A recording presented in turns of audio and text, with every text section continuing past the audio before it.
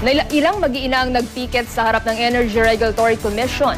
Hiling nila ipatigil ang paniningil ng Meralco bill deposit. May report si Bernadette Reyes. Bernadette?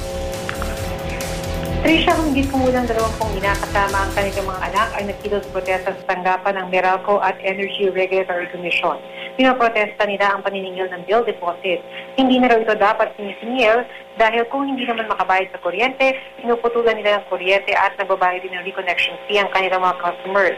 Bilang ahensya na nagpoprotekta sa consumer, dapat daw ipatigil ng ERC ang paniningil ng Meralco. Hindi naman din daw ito dumaan sa tamang proseso dahil hindi raw ito dumaan sa konsultasyon.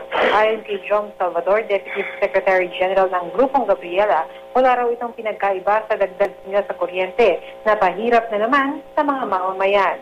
Sa kasalukuyan ay nagpupulong ang Meralco at ERC dito sa tanggapan ng Energy Regulatory Commission para pag-usapan ang paniningil ng bill deposit at ipinipresenta ng Meralco ang iba't ibang paraan kung paano raw mapapagaan ang panibagong dagdag singil na papasay na kanilang mga Meralco customers. Trisha? Maraming salamat, Bernadette Reyes.